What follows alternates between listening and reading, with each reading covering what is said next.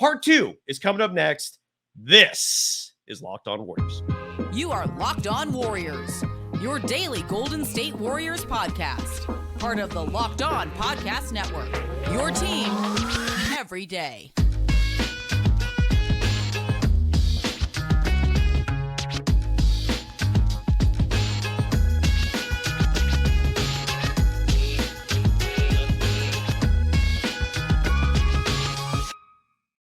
Thank you for making Locked On Warriors your first listen every day. We're free and available wherever you get podcasts and on YouTube, part of the Locked On Podcast Network, your team every day. And again, you can follow me, Cyrus Saatsaz, on Twitter at DogSurfRoadshow and on Threads at DogWild.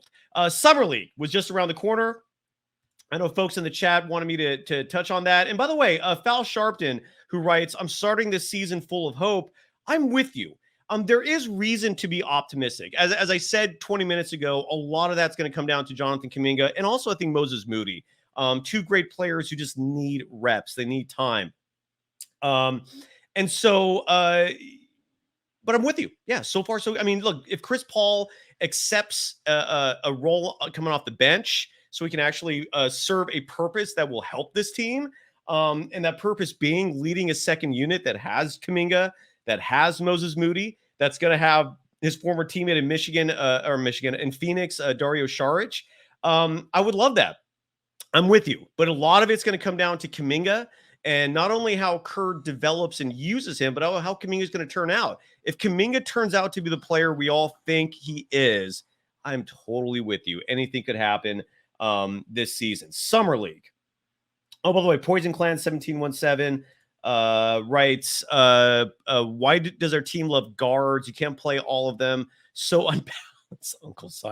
And again, I goes back to what I said earlier. Steve Kerr loves guard. Steve Kerr, it's not so much guards. Steve Kerr loves players who can defend 1 through 5, who can go out there and switch, makes life easier for him defensively. That is his emphasis on smaller players and why he loves them so much. I don't agree with that philosophy. I do agree with it to a certain extent, but not just carte blanche, which is what Kerr likes. But I digress. Now, Muppet. How do I pronounce this? Oh my God, I think we communicate on Threads or Instagram. Mapogba, is that how you pronounce that? Mapogba 30 writes, the Warriors can't sign a big because Trayce Jackson-Davis is going to turn 24 in February and he needs playing time. You might be right. That might be real. That might be a reason, a legitimate reason for the Warriors not adding another big. And here's the deal with Trayce Jackson-Davis. Trayce Jackson-Davis, I don't know if you had a chance to watch him in Summer League. He played what? Did he play 1 game or 2? I can't remember what his total output was. But the stats I have in front of me, and this is courtesy of Warriors Muse on Twitter, which is an awesome Twitter account, especially if you're all about the Warriors agenda. In 24 minutes of play in Summer League, he scored 18 points. He grabbed 10 rebounds. He had 2 assists. He had 2 steals. He had 2 blocks. And he was 8 for 12 from the field. What stuck out to me the most about Trayce Jackson-Davis, besides the fact that he's a smart kid, he's a tough kid. I love NBA players who have a legacy, meaning like their parents played. In his case, being Dale Davis, even though Dale Davis was supposedly a bit of an absentee father. I don't know the full story there, but whatever the story is, he's got his dad's genetics. Dad was an awesome big man in the NBA, Dale Davis. Go check him out on YouTube sometime if you're unfamiliar. And Steve Wilton writes, those stats and the offense wasn't run through him at all. You're absolutely right, which makes those stats even more impressive. They're not going to be calling plays for Trayce Jackson-Davis. I love this kid. I still have no freaking idea how he fell to the 57th pick. Have to give the Warriors front office kudos for spending money to buy that pick. The last time they're ever going to be able to do that, this was before the new CBA kicked in. And I could see him playing 10, 15 minutes a game. I could see him contributing legitimately this season. This kid, what stuck out to me, though, besides the fact that he's competent inside in terms of getting easy baskets, in terms of rebounding, I thought he played great defense. You hear a lot of people say this adage that he has a great feel for the game, right? And it's really hard to define that adage empirically, objectively. But what I saw in that game that made me see that he had a true feel for the game was his passing. It was very instinctual. He didn't think, he didn't hold the ball for a second too long before making the outlet pass. He was doing it on the fly. He was finding the right people, and he was setting up opportunities. Now, Trayce Jackson-Davis is the positive in what was otherwise a relatively meh summer league for a Golden State Warriors team that went 0-5. And one of the players that really stuck out in terms of being kind of was Brandin Podziemski, the team's number 19 pick. He didn't shoot the ball great. He turned the ball over a lot. 2 games in a row, the last 2 games in Summer League, he missed layups. These were very simple layups at the end of the game that would have either tied or won the game for the team. Now, look, it's just Summer League. I'm not judging this kid at all based off Summer League. I'm just simply analyzing what he did in Summer League. Nothing about his judgment, about his critique should extend to next season because, again, it's just Summer League. But in Summer League, Brandin Podziemski did not play well. Now, the player that was picked right after him at number 20, the player that I was screaming on social media for the Warriors to pick because he fell that far down, was Cam Whitmore. Cam Whitmore won the Summer League MVP. Cam Whitmore led the Houston Rockets to the championship game of the Summer League. Cam Whitmore looks good. Cam Whitmore could be a real player in this league. The Warriors could have had Cam Whitmore. That is annoying. It's annoying that Mike Dunleavy Jr. had Brandin Podziemski number 11 on his draft board. That doesn't give me confidence in Mike Dunleavy Jr. in terms of his evaluation of talent. But I'll stop there because who knows? Maybe Summer League is not a place where we can properly judge, and we'll see what happens. I will say this, and the complaints about Podziemski that resonate to me, that have some validity, is that he's not 6'5". Like, he's listed as 6'5". I've had people tell me who stand 6'5" that have been next to him tell me he's not 6'5". He's closer to 6'3", 6'4". I did not see the vertical athleticism that people were talking about. I didn't see him making leaps and bounds, monster dunks, flying over people. I didn't see that aspect. But I did see someone who does have a high basketball IQ, can run the offense. I feel like he's a good point guard. But he was drafted, I thought, largely first and foremost because he shot 43% from 3 when he played at Santa Clara, and he wasn't sniffing that in the G League. There was one game, I think, where he went 1 for 10 from beyond the arc. So hopefully Podziemski's shooting improves. Hopefully we don't talk 5 years from now about how Cam Whitmore is going to be a future Hall of Famer while Brandin Podziemski's playing, overseas in Italy.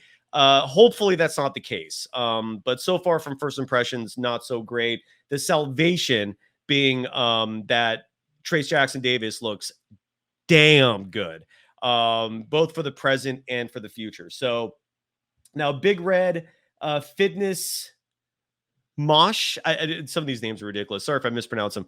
Writes, you're super down on Pods. He didn't make all his shots, but his basketball IQ and passing were amazing. Picking Whitmore is another Kuminga-style pick. They've had enough of that route. I've heard that complaint before, and here's my rebuttal to that. One, I don't understand what that even means, a Kuminga-style pick. So you're against like a strong athletic player? Like, you don't think 2 of those can coexist on a court together? I don't understand that. Whitmore and Kuminga are both showing they can shoot the ball. They're both showing that they have a great feel for the game. Now, if your criticism is that Cam Whitmore is another player that Steve Kerr wouldn't play, that's a whole different discussion. And again, the blame for that falls on Kerr. But last I checked, there is no rule against having 2 dudes out there that can play, excellent basketball, who are both big, who can both rebound, who can both play defense. I don't get that. There's no good reason to not have 2 Jonathan Kumingas on a court when you only have 1. I do not follow that logic one bit. So I don't understand that. And Steve Wilton writes that Whitmore's 19. Yeah, well, Podziemski's 20. What's your point? I mean, well, why is his age such a big deal? I don't understand that. I just feel like people are mostly just finding excuses to justify the Warriors not picking him, when the reality of it is they might have screwed up. They might have screwed up big time. And again, Exo Wonder Did you, if the logic, what you're writing here is Kuminga style is taking a player with potential versus taking a player that can adapt to the league faster.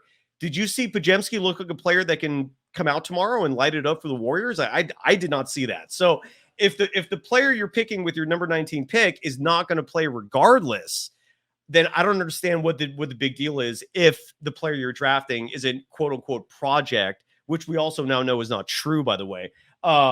So and the fact that Kerr doesn't play teenagers, well, I don't think we're going to see Podziemski play either. So I don't understand why you would not go with the best player available in the draft. Yeah, exactly. Yo writes that Podziemski is more of a project than Kuminga. I don't get that. And you know what's funny too is I sometimes hear or read or whatever from various viewers or listeners of the show. They'll DM me, they'll engage with me, and for my friends who will call me, they'll bring up these talking points, right? Like, well, Cam Whitmore is the same style, plays the same style as Kuminga. And I'm thinking to myself, like, where did you come up with that? Like, they're not that similar. They're not even the same size. But let's say for the sake of argument, okay, they're the same player. Again, what's wrong with that? What's wrong with having two big physical dudes out there that can play? Cam Whitmore had 8 steals against the Golden State Warriors. 8! That's in one game. The dude can play defense now. He can score now. And it makes me wonder if just other media members are saying this crap, and then folks are parroting that stuff back to me or around. I don't know where that stuff originates from. Who cares if he's similar to Kuminga? The more Kumingas you have, in my opinion, the better. But I digress. So when we come back, I want to play a soundbite from Darvin Ham because he was talking some smack on a podcast with Chris Haynes and Mark Stein, and it was directed towards Steve Kerr.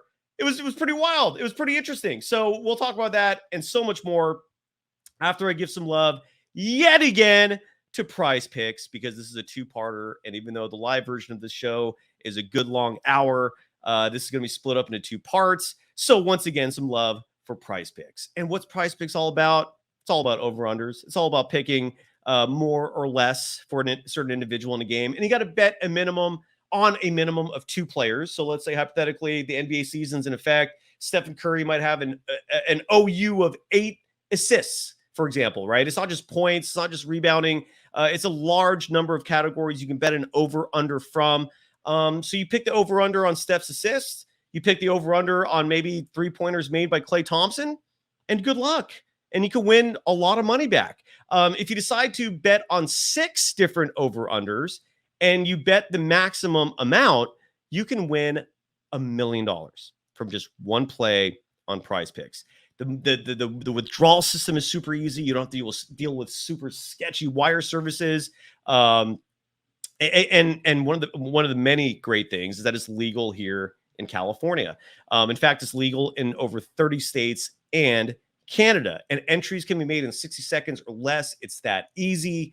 So download the PrizePicks app. It's super fun. You can go to prizepicks.com as well to sign up and play daily fantasy sports. First-time users can receive a 100% instant deposit match up to $100 with a promo code locked on. So put in $100, they'll give you $100. And if all you got is 50, 25, 10, whatever you put in, they will match it. So you're playing with double the amount you put in when you start. But you have to remember to put in the promo code locked on at sign up for an instant deposit match of up to $100.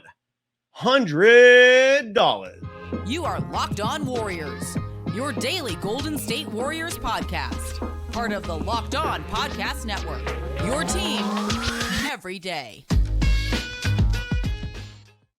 you for making Locked On Warriors your first listen every day, and the everydayers again. Tomorrow on the show, Kylan's going to join me again. She's been busy with women's soccer, sending off the Women's World Cup team, but she'll be back with me. We're going to go for an hour. Follow us on Twitter at Locked On Dubs. That's where we'll announce the official start time for the show. Most likely, it's going to be tomorrow night at 7 p.m.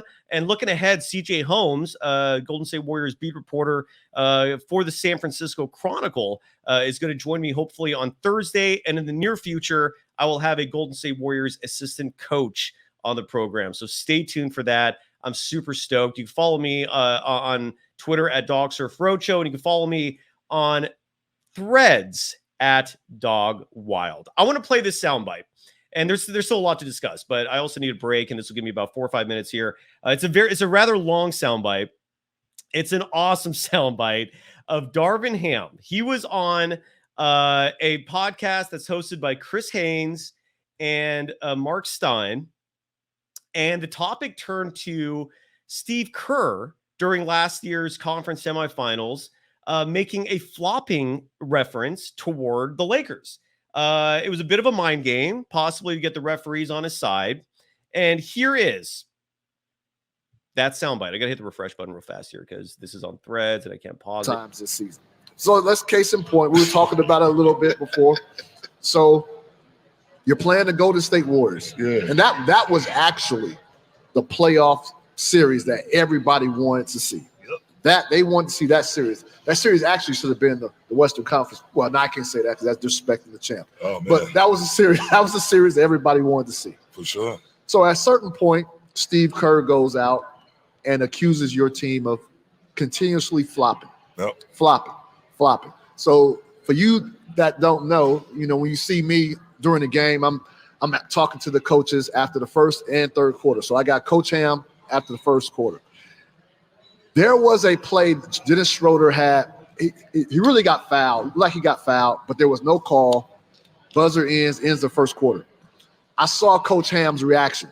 So I'm like, okay, in my head, that's going to be my first question. I'm not thinking anything of what you're about to say. I'm just wanting to get your reaction to that missed call. So I asked you, hey, Coach Ham, I saw your reaction to Dennis Schroeder not getting the call. What did you think about that? And I think you completely dismissed that question. You was like, I don't teach flopping over here. We don't flop over here. So if anybody's saying anything like that,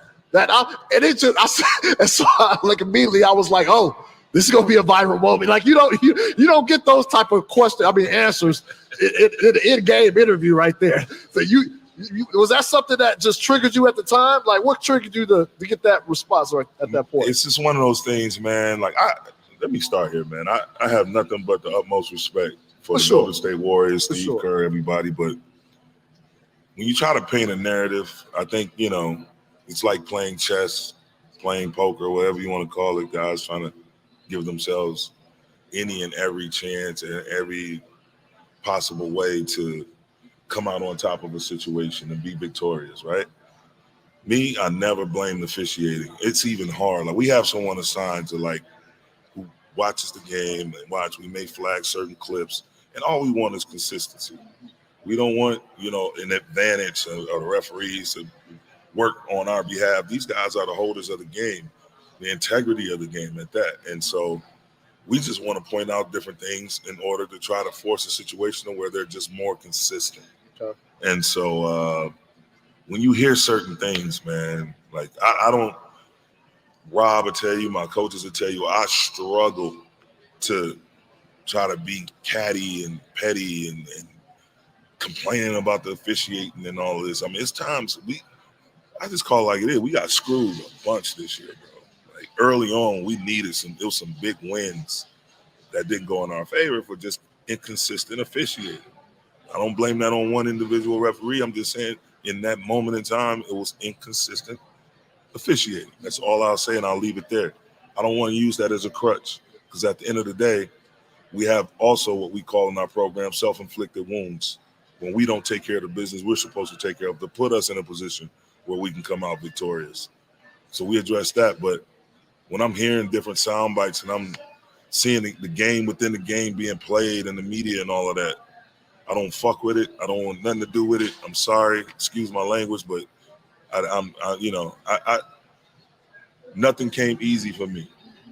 In terms of crossing the T's, dotting the I's, and within my career, whether I was a player, coach, you just mentioned, I went through 10 interviews. Nothing has ever come easy for me. And I want it that way because now it's like I can't just give you a scripted message. I have a testimony. By the grace of God, I'm sitting here in this position I'm in, working for the franchise I'm working for, and I'll be damned if I let someone else try to manipulate the way we approach our game, the competitiveness in which we come with.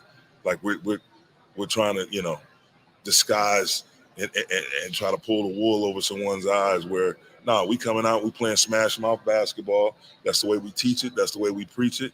And that's the way we're going to execute it when the lights come on.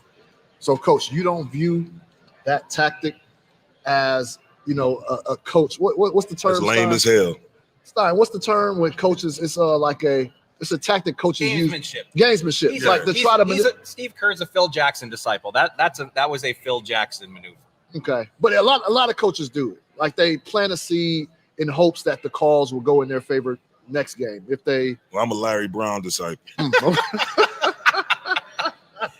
You're going to get out of your work what you put into it. What's up? Shout out to Coach Brown. Still talk to him. One of a kind. Yes. All right, so that was Darvin Ham. The only thing I have an issue with, and by the way, Myers Leonard, I would not mind him as well in the Warriors. The only thing I take issue with in all that is, are you seriously going to deny the fact that your star player LeBron James is one of the biggest floppers this game has ever seen? Ever? Like, do you really think Steve Kerr, well, granted there was some gamesmanship there, do you really think there was some credence to that as well? Look, Warriors fans were clamoring for weeks, if not months, for Steve Kerr to say something publicly because because we were watching the Warriors getting hacked left and right. We were also watching the Warriors falling victim to other teams flopping on a regular basis. So Steve Kerr, at least I think, had every right to complain. So for Darvin Ham to be in denial about the fact that his own team is in fact doing this is a bit much, in my humble opinion. Brian Thelwell, I do not agree, by the way, that Myers Leonard would be a better option than JaVale McGee, only because I want athleticism, I want defense, and I think JaVale McGee knows the system better, so he would assimilate easier. But again, if Myers Leonard is added to the Golden State Warriors, I'm not complaining. I promise you that. I want to quickly mention as well, Adrian Wojnarowski was on Twitter, as he always is, but he tweeted out something rather unique, which is that the Warriors have signed Jerome Brown or not sign him, but they invited him to training camp for the summer. And the moment I saw that, I was thinking to myself, times are slow. This is a very slow period when it comes to the news cycle in the NBA for Adrian Wojnarowski to be tweeting that, because look, Jerome Robinson is a nice person. I've met him a few times. He's not as big as you might think. Like, he's listed, I believe, as 6'4". I'm 5'10", and I swear to God, he looked like he was my height. I honestly, God, believe that. Like, when I saw he was listed as 6'4", I was thinking to myself, how? He's another guard. But here's the one thing I will assure every one of you, if you need this assurance. Jerome Robinson will not be one of the 14 members of the Golden State Warriors in terms of getting a guaranteed deal. There is no chance in hell of that. Will he get a two-way deal if he's eligible? I don't even know if he's eligible, but can he get a two-way deal? Maybe. I wouldn't hate it. But he's not making the team, folks. So please don't worry about that. Please don't think Jerome Robinson is the next Ty Jerome. He's actually better than Ty Jerome. He can play defense at least. So that's what's going on there. I don't know why Adrian Wojnarowski actually expended energy to type that out, other than there's nothing going on in the NBA right now. Jerome Robinson was a training camp invite last year. Jerome Robinson was on the Santa Cruz Warriors last year. And again, he's a fine player. I've no gripes against him. I have nothing negative to say other than that. There's also nothing really special about him. He's not someone who's going to blow you away with any part of his game. So if you're looking for someone that's a good chemistry guy, someone that can, give you some minutes for Santa Cruz and maybe help out other players develop, great. In fact, when I first learned that Jerome Robinson was a former lottery pick, I think he was picked 13th in 2018. That kind of blew me away. I had no idea, and a huge reason why I was shocked is because I've seen him play and he doesn't look like a lottery player. But so anyways, don't worry about Jerome Robinson. I want to quickly touch on comments that Joe Lacob made in regards to the two timeline. I had people in the chat mentioning to me that just a year ago, he was on Tim Kawakami's podcast acknowledging the two timeline strategy, concept, whatever you want to call it. By the way, Douglas Mikes, how dare you? Look at you coming in the chat, just ruining my good mood. Douglas Mikes writes, Anthony Lamb might get one of the two ways. Kerr can't quit him. Please tell me that's conjecture. Please tell me you're just saying that. That's your own opinion and that's not a report somewhere. You almost brought my entire night down. Gilbert, why are you writing that I'm ghosting this podcast? I'm right here, brother. I'm here with you. But I digress. Oh, it's because of the Anthony Lamb conjecture. And no, Exo Wonder. I did not read Draymond Green's recent comments on Jordan Poole. I did not. Is that new? Like, did that come out today? Or I might play that on tomorrow's show. You've got me definitely curious and intrigued. But real quick, and yes, pull up. I'll be joining your show in just a minute. I just emailed you letting you know I'm going to be 10 minutes late.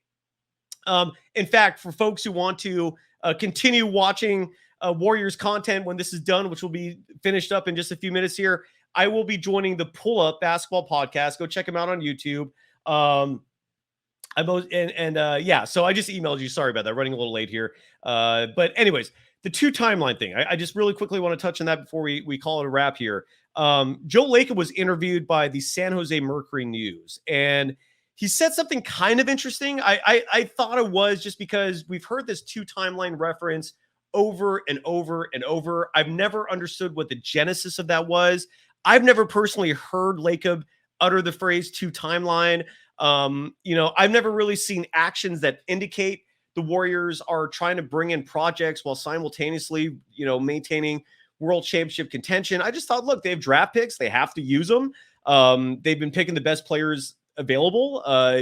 James Wiseman obviously was a massive mistake, but at the same time, go back to 2020, there weren't a lot of people calling out the Warriors for, drafting a bust. No one just knew. No one really knew what to expect from that guy. Kuminga and Moses Moody, even though they're younger players when they're drafted, I wouldn't call them, players for the future instead of players that could, are just as good that could be used now. So Joe Lacob told the San Jose Mercury News, quote, "There's no such thing as the two timelines. There never was and still isn't and never will be." Excuse me. "There's only one timeline, and the timeline is every year to put the best product on the floor, to have the best team, to compete the best you can, to win a championship," unquote. Okay. I just, the only reason why I even utter that is because the two timeline thing, I never knew where that originated. Like, I just hear people talk about that all the time, but until Lacob said that, I always wondered, I'm like, why is this even a topic? And so Lacob kind of quashed that. So there you go. I'm going to go join the pull up now. If you want to catch me there, I was very stoked to be invited. One of the questions I'm going to have for them is, how the hell did they get Steve Kerr to come on their podcast a few weeks ago? They did. Steve Kerr has not done any long form interviews outside of appearances on 95.7 The Game, where he's actually making money for those appearances, to the best of my knowledge. It's a sponsored segment. He doesn't do long form one-on-one interviews with anyone besides that. At least not for this past year. I sat down with him back in 2017. I don't see people doing that much now. And I saw him the other day on the pull-up, and I gave that show credit. I'm like, wow, good job booking Steve Kerr. And then they reached out and asked me to come on. And I was like, hell yeah, dude, let's do it. So I'm going to go on with them right now and talk Warriors. We'll see how that goes. So go check out their podcast if you want to keep watching me. Want to quickly mention the Sacramento Kings signed Nerlens Noel. Would not mind him on the Warriors. The Warriors should get a big with that 14th or 15th spot. And again, if they end up with JaVale McGee, I'm ecstatic. Would not mind Myers Leonard if he ends up being the player. But I encourage, I implore, I beg the Golden State Warriors, do not use your 14th roster spot on Lester Quinones. I love Lester. I really do. I think he has a role on this team in the future and maybe even the present. He looked good in Summer League. But you can keep him with the two-way deal and use that 14th roster spot for a legitimate big, please. Douglas Mikes also writes, I'm not super familiar with Usman Garuba, but you write he is a name to watch out for. So, all right, sounds good. Thank you, everyone, for joining me. We'll be back at this tomorrow with Kylan Mills. I'm going to go join the pull-up right now. Is there anything else I should mention? Is there anything else on the chat? Xavier, thank you, man. Thank you so much. Very, very kind words from you. Thank you. Robert Rice, I think they should have taken Nick Smith. Yeah, he's been doing good. I would not hate that. Mr. Massa Street writes, Eric Dampier is available. Why not? And I'm out. All right, folks. I sincerely thank you for joining me. Follow the program on Twitter, Locked On Dubs. Follow me on Threads. No, Threads is not dying. It's a very new platform. The moment they set up a customizable home feed for users, it's going to be a game changer at that point. Right now, they're just growing. So I'm on both Threads at Dogwild and on Twitter at DogSurfRocho. And dude, thank you, everyone. Seriously, sincerely, from the bottom of my heart, thank you, man. Anybody who ever brings positivity this direction, I appreciate it. I welcome it. And otherwise, we'll be back on this tomorrow. Take care. Bye, everyone. Later.